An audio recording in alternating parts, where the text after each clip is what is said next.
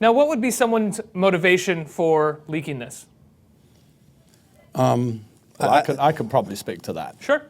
So 2 weeks before Christmas, I received a call on my cell phone from a 562 area code, which is Long Beach here in California. And it was a female. And she asked me if I was who I was, and I told her I was. And she said that she had a fairly damaging video of Tom and that it would destroy his career and that she wanted $20,000. So I said to her, okay, so you're calling to shake me down. Is that what you're doing? And she said, no, I'm calling you to save Tom's career. So I said, well, when you're asking me for money for a videotape, you're shaking me down. And she said, well, it's up to you, but at $20,000. And then she hung up. She just disconnected the call. I thought nothing of it. 30 minutes later, she called back and she said, have you spoken to Tom yet? And I said, no. I mean, I'm not taking you seriously. I mean, what are you talking about? And she said, well, you know, I thought about it and $10,000 is a more realistic price. So I said, well, before we do anything, I need to figure out what it is you're talking about. So you need to send me some proof. So she said, okay, I'll do that. And she hung up.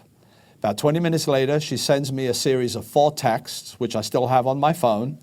And the first 3 texts were screen grabs from this video.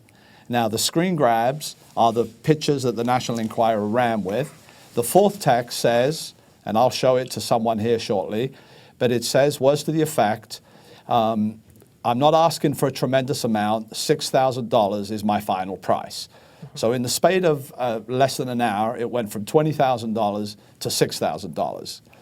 I called Tom and we discussed it, and obviously we decided that there was nothing we could do. There was no way we were going to pay any money. We didn't know who this person was. I saw the pictures, and the pictures were obviously old. Tom was much heavier. I didn't recognize where the venue was. It was in his bathroom, obviously, at his home.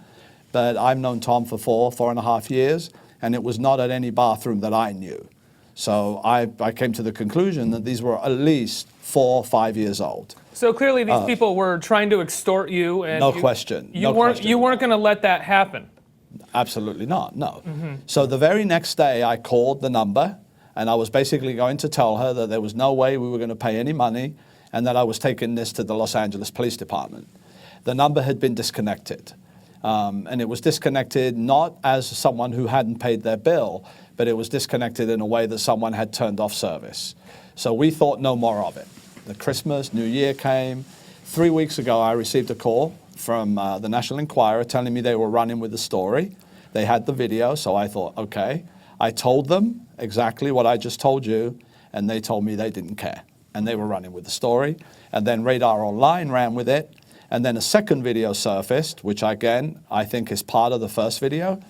And we took no notice of it. The story went nowhere. Nobody picked up the story other than what I would call the trash rags, National Enquirer, Radar Online. And the notion that today anybody takes this seriously when it runs on Globe magazine, which their headline last week was probably about aliens in South Central LA, is ridiculous to me. It's just ridiculous that anybody would take this seriously. These were obviously the rants of someone on drugs. Right. 4 or 5 years ago, it's just no different if you go to a bar and someone is drunk next to you telling you that they're going to, go to the moon.